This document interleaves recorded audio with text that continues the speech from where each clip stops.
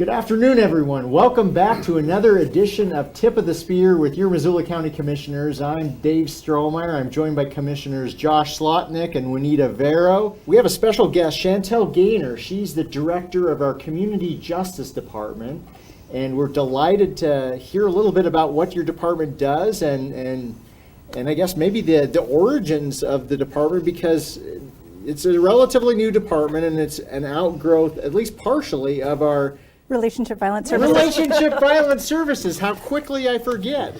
Thanks. Absolutely.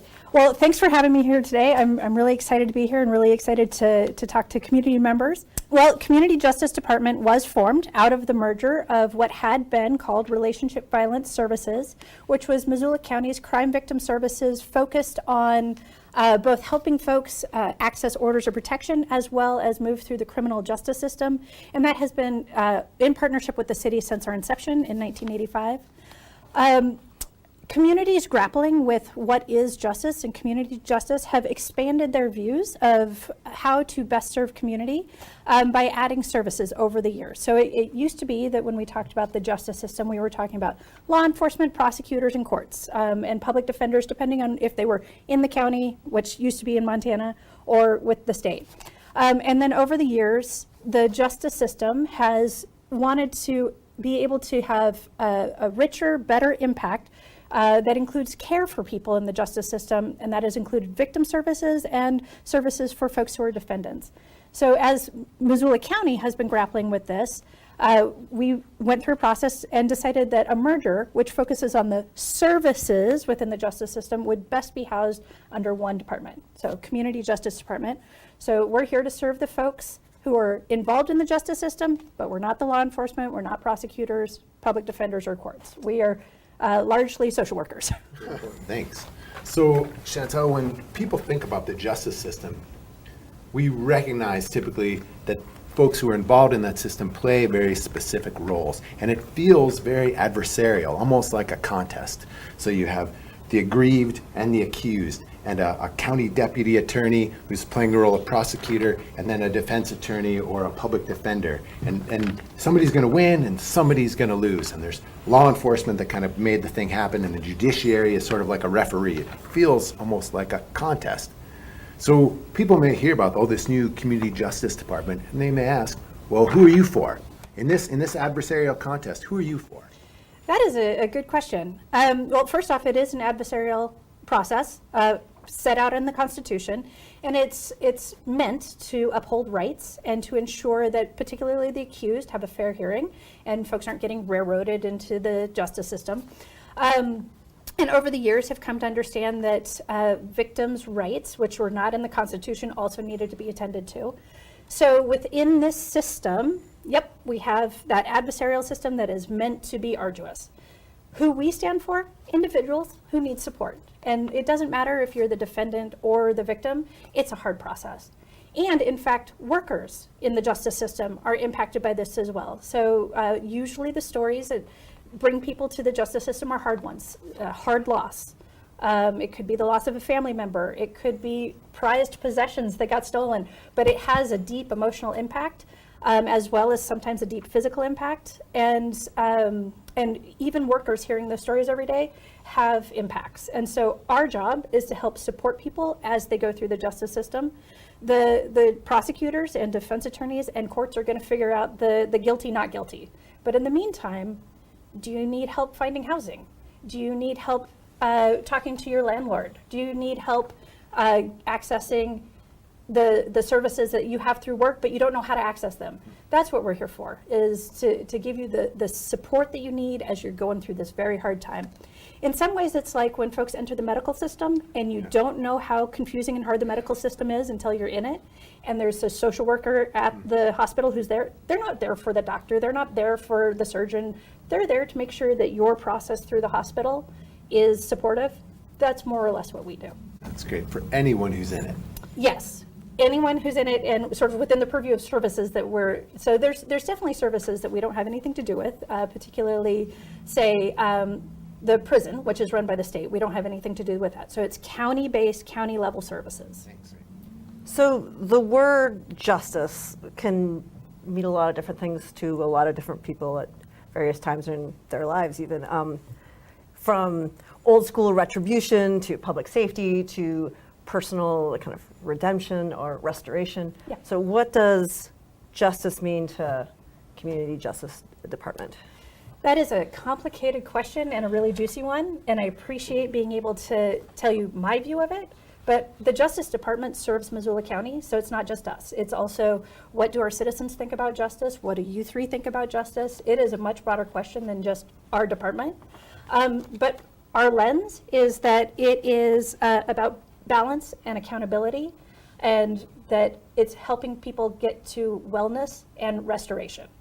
But absolutely, the criminal justice system serves up something that looks like retribution for some folks, and for some victims of crime, that might be exactly what they need.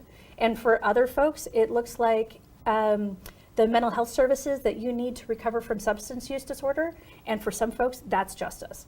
So our job is to uphold the individual's needs, and as individuals hold different ideas of what justice is, we're going to help them find their pathway there. Great. And the county currently is going through a strategic planning process, and I understand that your department, not unlike what we're trying to accomplish as the county as a whole, went through a strategic planning process recently. Maybe just tell us a little bit about how that went, if there's anything that was surprising maybe or unexpected that emerged out of that. Absolutely.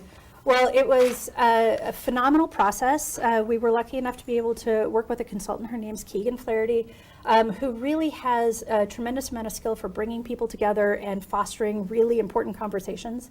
And we went through a series of steps to look at, what are we doing now? What are we doing well? What does the county need in terms of a department like us to be doing? We were able to work with stakeholders both inside the county, so folks like the county attorney's office, district court judges, as well as external, so some service providers, some local nonprofits, including the Innocence Project and Office of Public Defender, and really engage those voices in helping to flesh out what does a Community Justice Department do. I will say one of the things that I have been most excited by is the work of our department investigating what does justice, equity, diversity, and inclusion mean, while the county is also grappling with that question. And so in addition to working out our mission and our vision and our values, we also created a commitment statement, and I'm going to read it because I don't have it memorized yet. The Community Justice Department is aware that marginalized communities have been historically negatively affected by the justice system and have had inequitable access to systems. Through its vision and mission and values, the department is committed to addressing these inequities and prioritizing diversity, equity, and inclusion. So that has been a tremendous shift for us to center that, whereas it's always been important, we haven't necessarily put it at the center of what we've been doing. That's great. So the three of us have sit in on conservative talk radio once a month, and it's great to hear what people have to say. And when we talked about JEDI, Justice, Equity, Diversity, and Inclusion, a lot of people responded with such fear and anger and pain, and thinking that you could hear it in their voices that, well, this is racism. This sounds like you're going to take things away from people who aren't, quote, marginalized to give them to the people who are. And that's unfair, too. So how would you respond to that? Well, one of the things that I love about Montana is that our values really are very similar in many, many ways. And most Montanans believe in a fair shake, a fair process, and fair treatment. That is not a conservative or liberal value. That is fairness at the heart of what we do. And really, when we're talking about justice, equity, diversity, and inclusion, we're talking about fair treatment. It's just the scope of what we're thinking about. Are we thinking a little bit bigger than today? Are we thinking about what happened in the past and how maybe that set up whole communities for poor outcomes or positive outcomes? I think we live in a big place with a big sky and a big landscape. We can think big too. And I think we can think historically and to the future. And that when we're talking about these issues, that centering them means that we remember what came before with an eye on the prize of what we're doing going forward. Great. So given all that you've talked about, not just the JEDI stuff, if you're going to look out a couple years in terms of the Criminal Justice Department, how will you measure success? When I first started doing this work, my kind of joke was, as soon as I'm unemployed, I'll know that we finished. I haven't gotten closer to unemployment yet. But one of the things at the heart of what we're doing is really being able to look at the data that is collected across the justice system and use it to help measure whether or not we're making progress. Now, in, say, domestic and sexual violence, more criminal reports doesn't necessarily mean that's a bad thing. It could mean that more people feel comfortable making reports and that more people are now able to reach out for help. So while data is important, understanding the story it tells is also important. And we have really built a phenomenal team, and we have a great data analyst as well as some phenomenal leaders in our department who can help think about what that story means and how to tell it in such a way that we understand what's happening and where we're making positive change, where we've got more work to do, and what comes next. Great. So can you describe some of the tensions that Community Justice Department struggles with the state and county policies, procedures? Sure. Well, I'll say first and foremost, most of our tensions really come around funding. So we have high levels of needs in our community, incredible pressures on things like housing, and for folks who are struggling, oftentimes there's just not enough. And so that comes down to dollars and cents. And whether it's not available at the federal level, the state level, or the local level. In terms of policies and procedures, there's more alignment than discord. And so most folks who are working within the justice system have a real commitment to public service and to ensuring that our communities are healthy and thriving. I would say where some of the tension is looking at, are we focused on public safety with an idea that is more in that punitive side of things? Or are we thinking about public safety by resourcing folks and helping change behavior so that future behavior is law-abiding? And so as we look at what programs and policies we need, that's where the tension's going to be, and it comes down to those philosophies of what is justice and what is fairness. You know, at the heart of, if somebody has broken the rules or broken the law and gained something from it, most people would say they shouldn't be able to keep what they gained. It would be unfair. But if what's driving that is maybe a mental health disorder or substance use disorder, are we more concerned with the rule breaking or restoring what's underneath? And that's where our tensions are going to be, is what are we prioritizing? Now, the work that, let's just face it, the work that you and your colleagues do is tough work. And that's even in the best of circumstances. We're living through a global pandemic that's, at least here, getting worse, not better. We are in a situation where, at least I've heard, there's an increase in violent crimes in our community. So how does your staff deal with and work through just keeping their sanity, mental health, emotional health through all of this? Yep. It is true, COVID makes everything worse. COVID has made the criminal justice landscape harder, the tensions within families more acute, and the places where people who either are acting out of malice and or in those places where they're under-resourced, we are seeing a rise in violent crime, not just in Missoula. It's a national phenomenon, which is hard and absolutely is something that we need to address. And staying healthy in the work is a good first step. So I think the first thing is to recognize the impacts that this work has. So there's a lot of folks who, put their head down and keep working and hit burnout. And so the first thing that we can do is, as a department and then also across the justice system, have a culture of talking about it. It's okay to say that you're struggling and ask for help. Happily, Missoula County has some resources for staff, so does the city, and that are phenomenal benefits. Not all folks have the same access to those benefits. Having supervisors who understand what those impacts are and how to provide help, and sometimes help looks like being able to talk about it. Sometimes it might look like respite. Maybe you need a mental health day.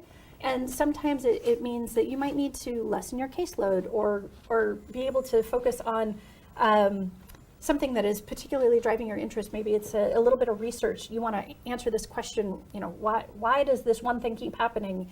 And you can spend some of your work time not on casework, but on research work. So there's different solutions, but really at the heart of it, I would say having a culture and practice that, one, normalizes that it's hard, and two, has supports and solutions for you is really what we need. Thanks.